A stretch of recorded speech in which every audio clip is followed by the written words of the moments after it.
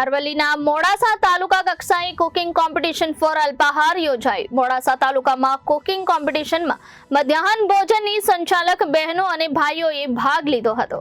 મોડાસા તાલુકામાં જિલ્લા સેવા સદન ખાતે આયોજિત કુકિંગ કોમ્પિટિશનમાં મધ્યાહન ભોજનની બહેનોએ પોતાની કુશળતાનું પ્રદર્શન કરી સૌને ચોંકાવી દીધા છે। આ સ્પર્ધામાં કઠોળ અને સુખડીની વિવિધ વાનગીઓ બનાવવાનો સમાવેશ થતો હતો। મધ્યાહન ભોજનની બહેનોએ પોતાની કલાત્મકતા અને રસોઈની જુસ્સાને આ સ્પર્ધામાં ઉતારી હતી। તેમણે કઠોળની વિવિધ વાનગીઓ જેવી કે મિક્સ કઠોળ, ચણા, મગ, મઠ વગેરે અને સુખડીની વિવિધ પ્રકારની વાનગીઓ જેવી કે સુખડીની બરફી, રાગીની સુખડી, સિંગની સુખડી વગેરે બનાવી હતી। દરેક વાનગી પોતાનામાં અનોખી અને સ્વાદિષ્ટ હતી।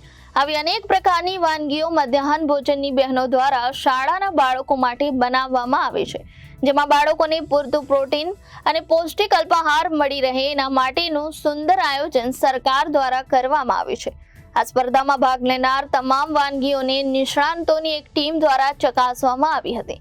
નિર્ણાયકોએ વાનગીઓના સ્વાદ, રજૂઆત અને નવીનતાને ધ્યાનમાં રાખી મૂલ્યાંકન કર્યું હતું। સ્પર્ધાને અંતે વિજેતાઓને સર્ટિફિકેટ આપી સન્માનિત કરવામાં આવ્યા હતા। આ સાથે તમામ સ્પર્ધકોને પણ તેમના પ્રયાસો બદલ પ્રોત્સાહન મળ્યું હતું।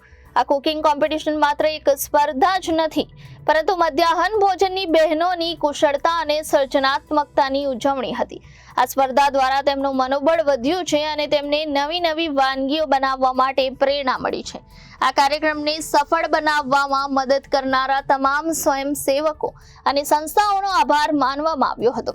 આ સ્પર્ધામાં નિવાસી અધિક કલેક્ટર શ્રી R.N. કુચારા, પ્રાંત અધિકારી શ્રી, મામલતદાર શ્રી મોડાસા, અન્ય વિભાગના અધિકારીશ્રીઓ અને સેવા સદનનો સ્ટાફ જોડાયો હતો।